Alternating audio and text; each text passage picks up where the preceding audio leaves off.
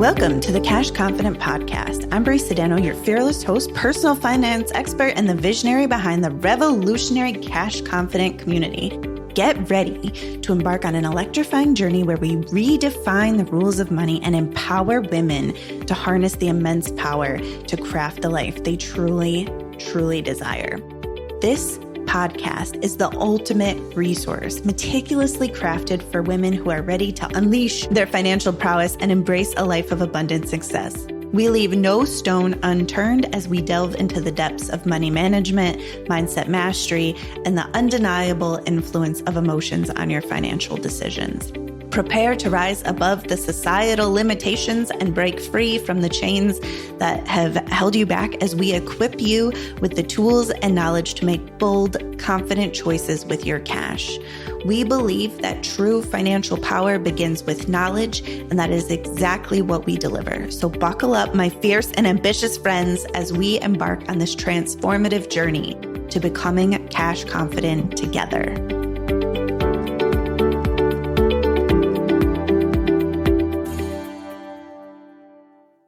Hello, everybody. Brie Sedano here with you today on the Cash Confident Podcast. And today what we're going to be talking about is 7 lessons that scarcity taught me.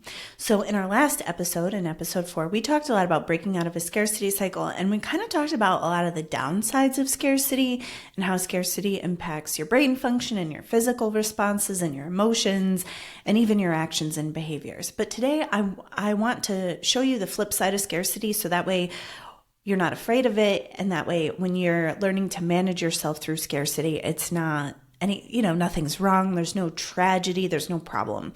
I find scarcity to be incredibly valuable for feedback. And one of the things that I believe about our emotions in general, I believe that every single one of our emotions serves us, and that is our friend, and that it comes with the energy, the kind of fire that we need, right? The messages and the lessons, right? And so for a long time, my relationship with scarcity was not great. It was torturous, right? Scarcity really tortured me for a long time. Well, I tortured myself, I guess. And in the last year or two, my relationship with scarcity has really become much more of a friendship where I feel like when scarcity shows up, I'm really looking for the value that it's bringing or the perspective. And I'm so much more willing to engage with it without trying to necessarily get rid of it. Although I'm practiced at this, I have years of experience. So sometimes just learning how to manage yourself like in and out of scarcity is the valuable part. But today, anyways, I'm going to teach you some of the lessons that I've learned in my relationship with scarcity. All right. So first, we have resourcefulness. And resourcefulness is when you keep your focus on what you have and what you're trying to achieve, and you stop going out to get more, right? And so sometimes when we're in scarcity, there's a moment where we have a decision that we either have to go get more resources or we can use what we've got.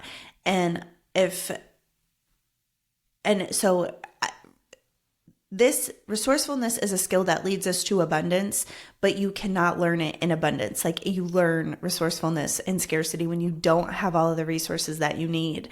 And then you have to you can either use what you've got or go and get more. And both are valid answers. It's not like resourcefulness is always the right answer and that the going out to get the thing is wrong or bad. But where I'm going with this is that resourcefulness is the ability to keep your focus on the abundance that you already do have inside of a moment of scarcity, and then use that resourcefulness to create more abundance going forward. All right. The curation of desires is another skill that I think you learn in scarcity that helps take you to abundance. And when I say the curation of desires, what I mean is, listen, in our lives, in our lifetime, we can create anything that we want, any single thing. Like you can take your time, money, energy, and turn them into anything. But you cannot turn them into everything. And the ability to say, this is the truth of what I want, this is important to me, and this is less important, and I don't need to chase that curation of desires, to know what it is you really do want, so that way you know what you really don't want. that skill is a nod to the fact that we live in an unlimited universe, but we are finite beings. We have finite time, finite energy, finite money. And even though all of those things are actually like unlimited, they're not. You know what I mean? They're not fully.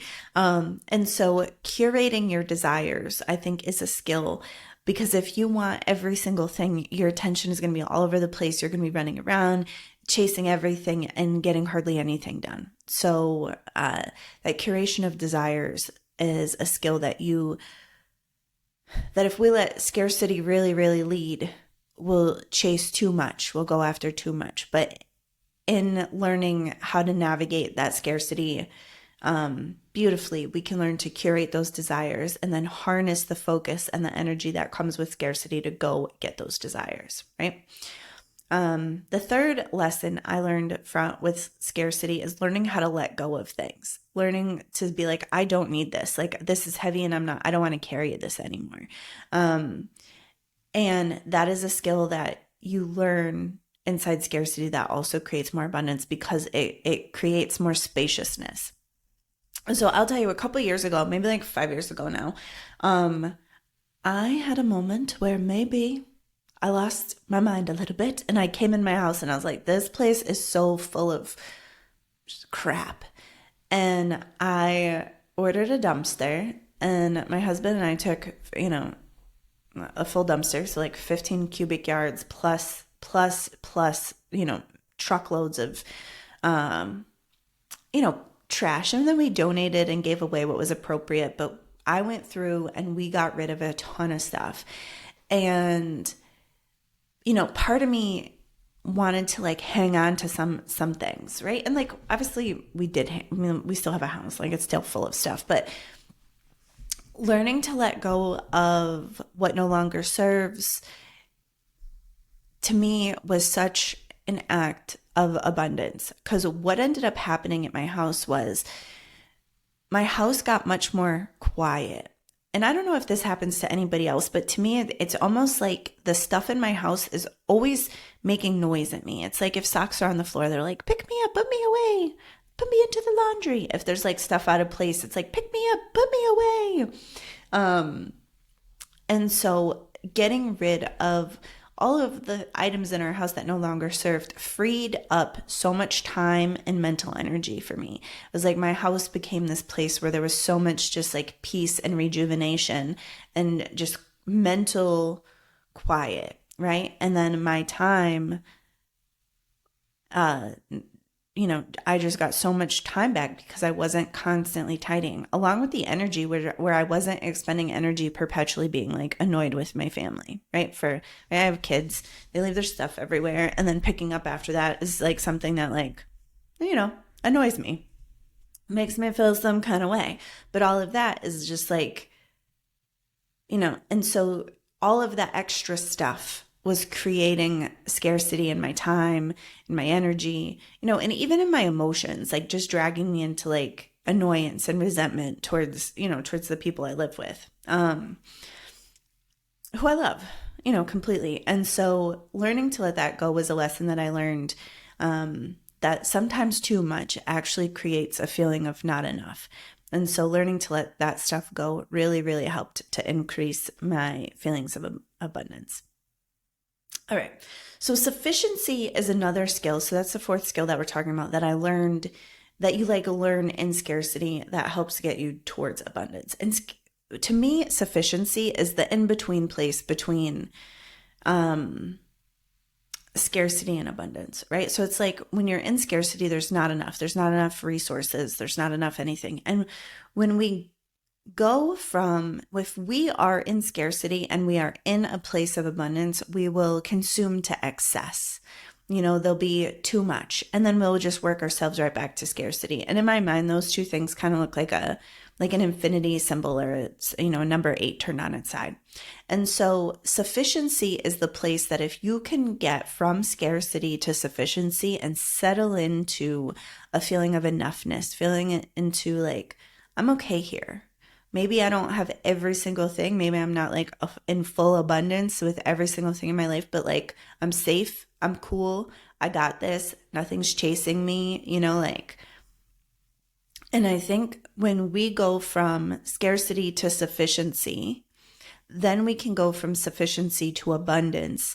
And that can make much more sense, because when you know when enough is enough, then you don't use abundance to create more scarcity. And so when I'm saying like you can have a life of abundance and inside of it be creating scarcity. So it could be spending to excess or over consuming or overbuying, right? Like in the last example, like if you have too much stuff in your house, you're going to create a scarcity environment, because then all of that stuff is going to be sucking up your time and your mental energy and lowering, if anybody else is like me where they get like annoyed with having to pick up after other people, right? Like on a very regular basis. And so when you have just enough, then you don't overconsume. Then you don't go from abundance back to scarcity. You could be like, I'm in abundance and I'm going to have just enough, right? And so those are some lessons that I learned, after going back and forth between scarcity and abundance a few times. I was like, you know what? Let's try this a different way, where let me just have enough, right? And so from scarcity to sufficiency, where you're just at enoughness, that's a vast improvement. And when you're in the abundance, not overdoing it, not creating excess, and going right back to scarcity, just being like, I did enough today. I have enough things. I don't actually want that. I'm going to hang on to this money, or whatever it is, whatever it looks like for you. And so sufficiency is another lesson that I learned in scarcity. Now, the fifth lesson I learned in scarcity, I think, was a bit of a challenge, to be honest, and it is focused attention. And at this point, I can take my focus and I can really focus on the abundance in my life and the beautiful things that I have in my life and the enoughness in my life and the safety and the security and the freedom that I currently have. And I can feel myself into, like, I can use my thoughts to drag my feelings that way, right? So it's like, imagine when I say use my thoughts to drag my feelings, it's like if you were to think right now of 100 things that you admire and love about somebody, you're going to feel real different than if you think of every single time that person has pissed you off or betrayed you or annoyed you, or, you're going to feel real different. So those thoughts you drag your feelings with those thoughts. And so for me, learning how to refocus my attention away from scarcity and towards abundance, and learning how to, just be okay with something that's currently like not perfect and keep my focus on something else. That is a massive amount of power in being able to self-source how you feel, right? Because like in our lives, we will generally feel the way the outside world is telling us to feel, right? Like it's a beautiful day, we feel good. It's a rainy day, maybe we feel a little glum. And the thing that we do have, the power that we do have, is the ability to choose how we feel every single second of every single day. And that, and that's not to say that, you're not going to feel sad or angry or bad or whatever sometimes. I mean, of course you are, you're having a human experience, but being able to maneuver my focus, is a skill that I feel like scarcity really, really taught me. Like I learned that lesson a handful of times with scarcity, where I was, in a lot of scarcity and knowing that I needed to focus and keep my attention on the abundance and, keep my attention on what I do have and growing and expanding, all while really kind of being in a tough spot, right? Like, my business has grown very, very fast. I'm 5 years into business and it's grown really, really fast. And a lot of times, that's a really bumpy ride, right? Like I've grown this business in a way that was really bumpy. And now that I'm friends with scarcity, it's so much less bumpy. But when me and scarcity had a very like love-hate relationship, my business was extra bumpy. And so learning how to, maneuver that focus has been a tremendous gift that I really feel like scarcity is kind of taught me and given me the opportunity to learn.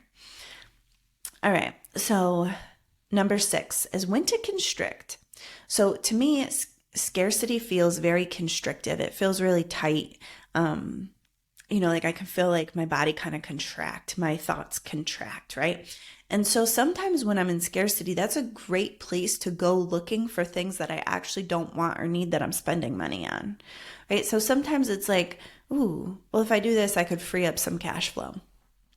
And sometimes that constriction is really helpful. It's kind of like decluttering, in your financial life. Is it always that? No. So you can certainly make constrictive choices that are going to create future scarcity. You can do that. And so there's a balance on this skill and the next one too. But it's like knowing when constriction is going to serve is a thing. So for a long time, I thought everything was just expansion, right? Like I wanted more, I wanted growth, I wanted this, I wanted that. And everything was always bigger, more, faster.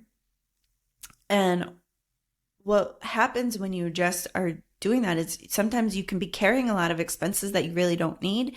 And, and so sometimes just like a really good critical eye faced toward not just your finances, like it could be your finances, the clothes that you have in your closet, everything else where you're just like, do I actually still want or need this? Is it time to maybe let this go? Is it time to get rid of this? Is this an expense that I no longer want to have? And I'll tell you a quick story. So I had a client once who came to see me right after a divorce, and she kept a house. She kept the house, and the house they bought with 2 incomes. And for a while, she wanted to keep the house. She honestly had something to prove. She needed to prove it to herself, or I don't know, to her ex-husband or whatever. And when I was looking at her numbers and the level of responsibility, in my mind, I was like, ooh, you may want to downsize. You may want to constrict. You may want to have less financial obligation to this house, less grass to have to mow, less walls to have to paint, less everything, and to make your life feel better. And she resisted that for a long time, I think really just because she had something to prove. And then she ended up buying herself a little lakefront condo, like a little 2-bedroom, and the price was lower. So when she sold her house, she made some money, and she got this spot, and she didn't have to mow the grass because it was a condo. And so it took her financial responsibilities from like right to the edges to a place that like gave her wiggle room to be able to travel and go out to dinners and have a really beautiful, like buy herself clothes and flowers and beautiful things. And so sometimes that constriction is what creates that abundance. And so she took a life where she was working all the time because like she was working at her job for the money to pay for the house, but then she was mowing, she had 2 acres of grass to mow and all of the responsibilities of a big house all on her own. And it was too big, too much. And it was like sucking the life out of her. And so that we used constriction to get her out of scarcity and back into abundance, if that makes sense. All right. And so the next one, the last lesson that I think I've learned in my relationship with scarcity is when to expand. And this was the hardest lesson for me because when scarcity really gets me, I feel like sometimes I get backed into a corner by it where it seems like I want to do this, but I don't have the money or the resources to be able to do this. And I want to do that, and I'm stretched too thin, and I want to do that, but I can't really see how the money would get there. And so I will feel really backed into a corner either by my time or my energy or my money. And I'll tell you a story. And at one point, so what was it? Maybe in 2021, I lost my Facebook ads account, right, for my business. And I had been making a lot of money selling online courses, and I was running ads. And so Facebook just, I don't know, they just took my ads account away, and there's really nothing I could do about it, right? There was no human to talk to. We asked them to review. They were like, they didn't really give us a very good reason. And it was very disruptive to the cash flow in my business. And when that happened, for a little while, I took myself off of payroll, which is a thing that I like specifically tell business owners to not do. Right. So like, but honestly, like it was just a thing that I had to do for a minute, and I don't suggest it. And, anyways, I'm going to tell you the story. So I did that for a little while. I took myself off payroll. That, I was able to pay my team and pay my expenses and kind of get back on my feet. And I wanted to put myself back on payroll, and it was like there was never enough money, right? And this only happened over like a few weeks. This wasn't like a super long period of time. But what ended up happening is I was like, I am going back on payroll. And I sent my bookkeeper a note and I said, hey, put me back on payroll. And I'm, and she's kind of sent me back a question. She was like, okay, like, what's, what? And I was like, I don't know, I'm going to figure it out. And so I committed to that, and I knew the money was coming out of my bank accounts. And so I ended up making the money, and it ended up being fine. But that scarcity really, really helped keep me on focus. And if I hadn't made that commitment, I don't think I would have had the ideas that I did that called in the money. And I would have struggled with that much longer. And so once I made the commitment to expand my expenses again, right? Like I'm going to, take that like leap, if you will. And this was really, really terrifying for me. Right? It was a really scary moment because I really didn't see how the money was going to come in. But I was like, I'm doing this. Like, I don't care if like I'm working this out because I'm not willing to not get paid in my own business. Like, this is very silly. Right. And so after a few weeks, I was like, all right, well, we're just going to do it. And then I made the money, and then I've been on payroll ever since. And it was really like a that scarcity helped remind me and kind of, you feel a certain pressure with that scarcity. And so I think scarcity can also help you stay on focus when you make a commitment to grow and expand. I think scarcity can also help you to really stay with it and give you the energy. I feel like it kind of like chases you and like nips at your heels as you're going. And then in time, you don't need that kind of reminder, but it's like when you're growing and expanding and that scarcity is chasing you, you're so much more likely to get the thing done. Right? Unless you let it back you into a corner again, which is a part of the experience. But, yeah. All right. So resourcefulness and the curation of desires, letting go, sufficiency, focus, when to constrict and when to expand, and how to stay with those things.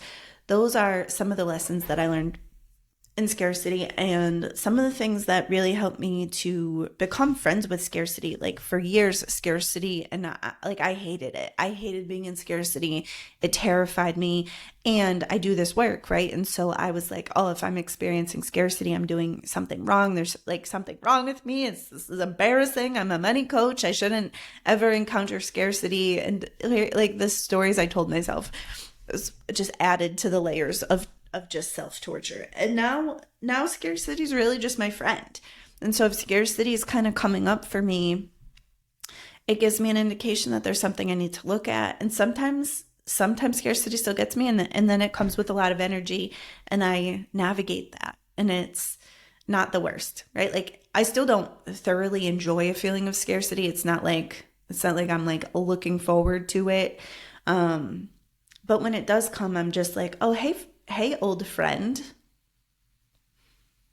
do you have a lesson for me? Do you have instructions? Are you coming to show me something? And that has really helped me to like, I don't know, just bring a level of acceptance for myself, for life, for scarcity, and go with it from there. So I hope this was helpful. I hope this gives you some insights on some of the ways that scarcity is actually serving you, and that it's not always just all bad, torturous, bad juju, negative, that there's a lot of lessons that you'll learn in scarcity that you are required to have a good relationship in abundance. Yeah.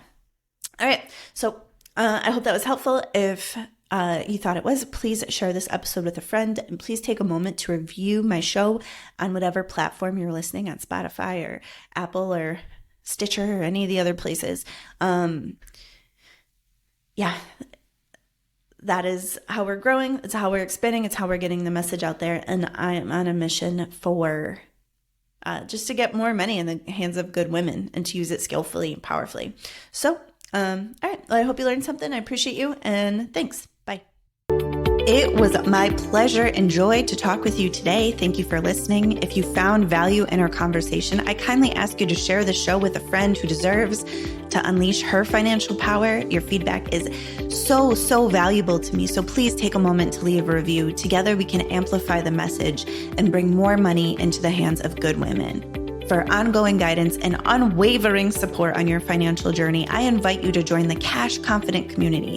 Visit www.cashconfident.com/join to become part of our powerful community of women, where we uplift and inspire one another to reach new heights of financial success.